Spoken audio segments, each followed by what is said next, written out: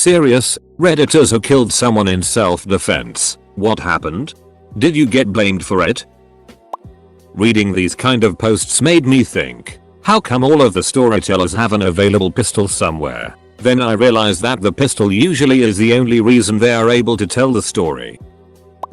I was working in a prison in the UK. While doing my daily routine of AFCs in a cell, I heard the door shut. I turned around sharply and 3 inmates were standing there. I knew what was going to happen. Instantly I pushed my personal and they rushed me. I shielded myself as best I could while these 3 guys wailed punches and kicks on me. I started fighting back and managed to catch one in the throat with a punch that crushed his windpipe. As he dropped gasping for air, the other 2 left. I should have tried to perform first aid, but I just stood there and watched him die. An investigation was launched and I had to appear in court. Nothing came of it, but I still think about it sometimes.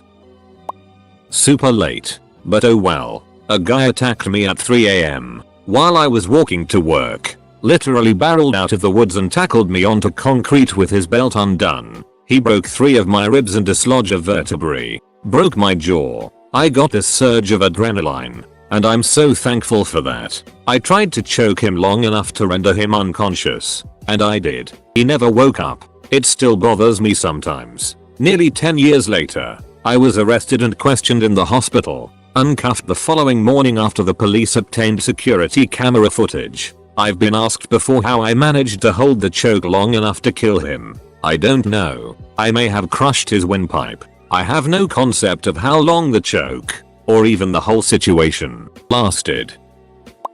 My mother was with an abusive boyfriend when I was 12. He would beat my mother and me, and threatened to shoot us if we did anything against him. One night things got serious and I was trying to find a way out because I knew he was going to kill us. But it got too far by then and I had no way out. In an attempt to save myself and my mother, I shot him. He died soon after. I believed that I had done no wrong and wouldn't face consequences for my actions. After all, he was going to kill us if I didn't. This was in the state of Ohio though, and I ended up being sentenced to jail for 4 years. I still think it was unjust for that state to steal my childhood simply because I was trying to stay alive. But I have moved on since then and try to do my best to make the best of my adult life.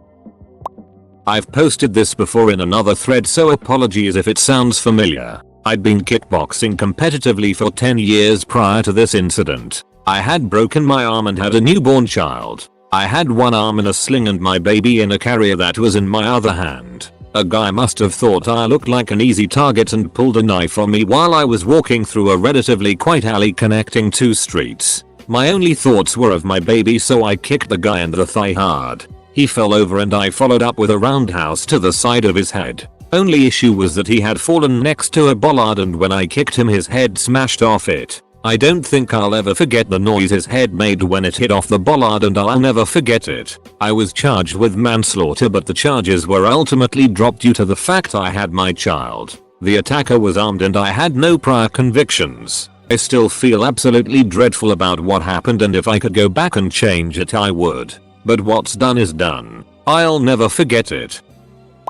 I was woken up by my fiancée telling me that she thinks someone opened the back door, which is always locked. It was a loud ass door with an even louder screen door that I've never heard anything else sound like. So I told her to lay on the floor and call 911 as I grabbed my handgun from the nightstand. As she was whispering to the operator, I could hear at least one person talking downstairs. It turned out that there were 2 people. I could hear footsteps slowly coming up the stairs. My fiancée set the phone down and I told her to cover her ears. The bedroom door opened and a man was standing in the doorway with something in his hands. I later found out it was a knife. I fired 4 shots. 2 hit the man in the doorway in the chest. 1 hit the second person who was standing near the top of the stairs in the shoulder. And the 4th shattered my toilet down the hall. The police showed up soon after that. The rest of the night was mostly a blur. The guy in the doorway died there. The one I shot in the shoulder lived and was charged with his burglar buddy's death and a host of other charges. I also remember slipping on the stairs because of the water. I was never blamed for anything. I was asked to go to the station that night to talk to them for a while, but I was able to go with my fiancée and not in the back of a cop car. The 911 recording backed up my whole story.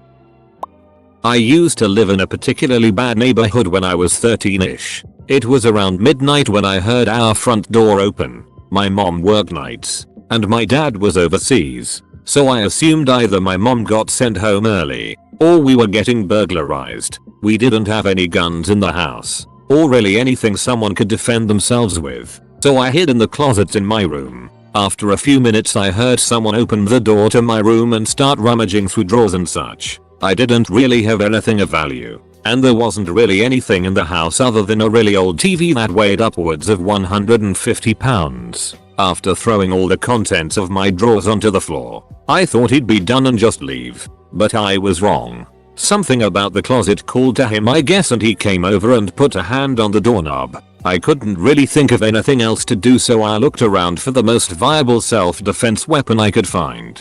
The best I found was a clay bowl I'd made when in school a few years prior, and the door opened. I swung it as hard as I could. The impact was enough to daze him and shatter my shoddy bowl, but nothing else. I picked up one of the shards of the bowl and tried to use it as a sort of makeshift knife. He started backing away and tripped over something on the floor. I tried to jump on him and hold him down, but I was a scrawny kid, so it didn't really do much. He kept punching me, and in a moment of fear and adrenaline-fueled anger, I stabbed him with a shard of the bowl. I wasn't trying to kill him, but I punctured a vital artery or something, and he ended up bleeding out while I was on the phone with 911. The police took me to the station and asked a few questions, then called my mom to let her know what happened. They did want to try me for voluntary manslaughter, but dropped the charges soon after for reasons that were never disclosed to me. It really messed with my mental health, and because it was on the news and published in the local newspaper,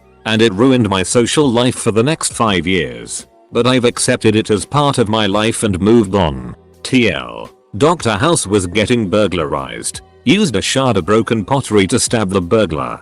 Hit a vital artery. Almost got tried for voluntary manslaughter. Edit. Someone wanted me to add a TLDR because I forgot to make the post in paragraphs. Here you go, metastatic spot. Fairly new to posting on Reddit, so forgive me for not knowing I need to put a TLDR.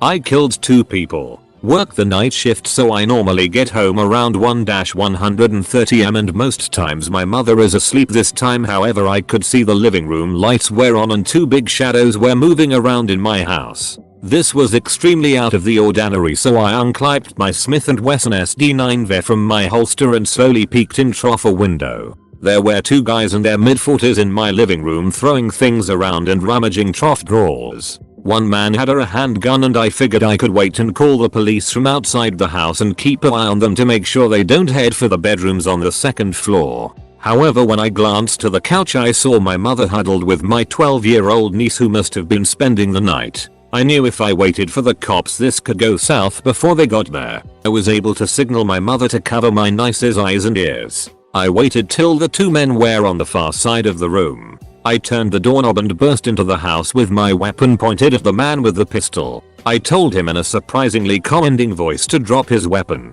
Then it happened. It felt like slow motion. I saw his arm start to flick upward and I fired 3 rounds into center mass. The second man reached behind his back and I had no choice but to put 4 rounds into him. What I can tell you is it's not like the movies where a person dies instantly and real life people gurgle, cry, asks for family members, ask you why you did it, and so on.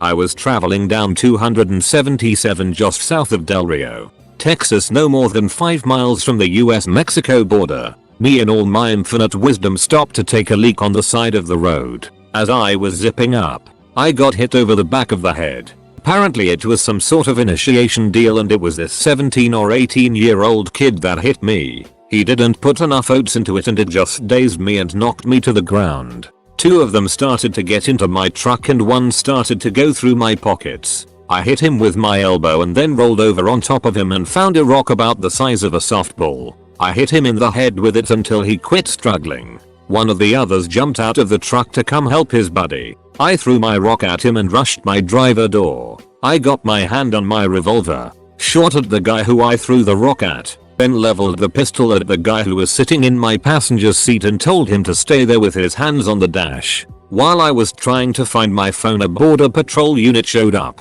and then another and another. When it was all said and done, I got off with no charge because the border patrol watched it all go down on camera. I had to go back into Del Rio and go to the hospital because I was concussed. The guy I beat with a rock died before the ambulance got there. The guy I shot bled out on the way to the hospital, and the third guy was held and then deported. Moral of the story: don't stop to take a leak in the bar ditch 5 miles from the border at 1 AM.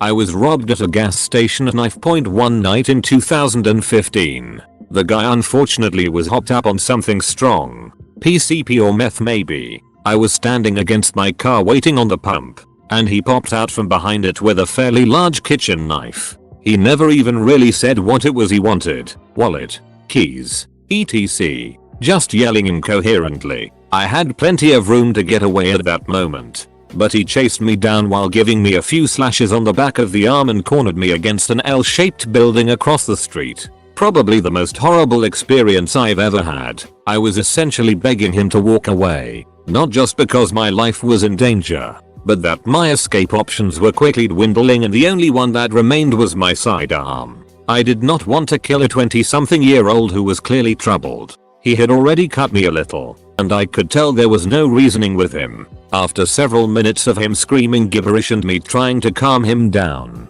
he suddenly started advancing. I yelled something to the effect of "Stop, Drew," and when he continued, I fired 3 times, and he was down. The gas station attendant had already called police, but unfortunately they didn't arrive until 2 minutes after I had to pull the trigger. When they pulled up, I set my pistol down and put my hands on my head. I guess to make sure I wasn't victim number 2. They cuffed us both, likely just procedure. But after 5-10 minutes, me and 2 other witnesses gave statements. They gave me my pistol back, and I was free to go. I was surprised at how quickly the cops assessed the situation, determined I was innocent and let me go. I thought I was going to jail for the night until my self-defense was proven, or at least sit there answering questions for an hour. Though I suppose one of them may have gone in and seen the CCTV footage. What's odd is that I've had to take life before. I was a security contractor in Iraq and had to defend myself and others there too.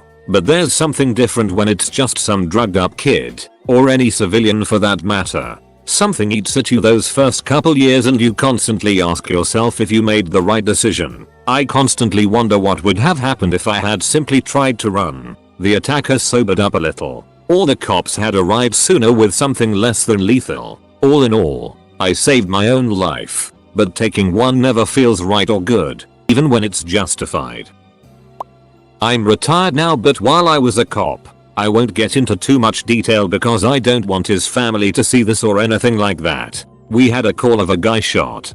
Deal with that call: he was a gang member and he lived. We had a description of suspect vehicle which the shooter was driving. We find the car parked, nobody is in it, but we find guns and large amount of meth in the car. Find an ID and the guy is wanted for several violent crimes and his record says he is considered armed and dangerous. Use extreme caution. So we are dealing with that when we see a guy walking. It's like 3 AM. Away from us. I drive over and spotlight him. I didn't know if it was our guy or just some dude out for drinks on his way home. He looks back at me and starts running. So I chase him on foot. He stops, turns and starts shooting at me. I remember how I was so shocked at the muzzle flash coming from his gun. So I shoot back as well as another officer who is coming from another angle. He goes down and I get to cover. We call in the cavalry and some other officers approach. I watched as they walked up and grabbed his arm to put it behind his back and it was lifeless. I remember thinking, wow, I just killed a person.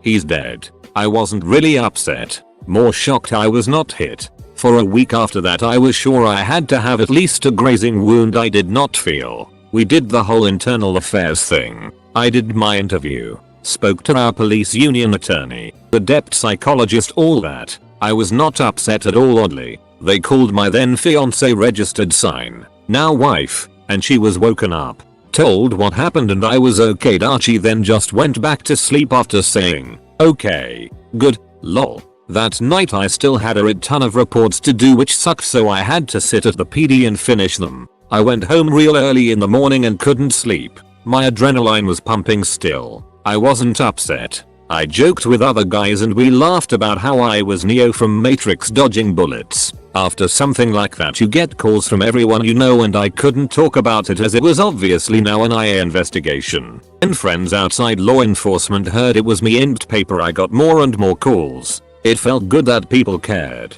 I was not and still am not upset at all. Not one bit. I defended myself and he made that choice. Not me. It could have been just another pose killing a young cop with a family, but this one was not and I was glad for that. A few days later I was at Best Buy with my fiance registered sign looking at stuff for our house we were buying and a kid accidentally popped a balloon. That sent my heart rate sky high. I shot another guy who pulled a gun about a year later but he lived. He went to prison, got out and I ran into him all the time as he was a career criminal too. He showed me his bullet scar once. He said he respected me and he deserved it. Weird, the shootings don't bother me at all. The ones that have given me PTSD are the ones where fellow cops have died. I'd seen my first dead cop a few months into my career and it woke my young 21-year-old ass up to the realities of the career. But the worst PTSD incidents for me were when kids died.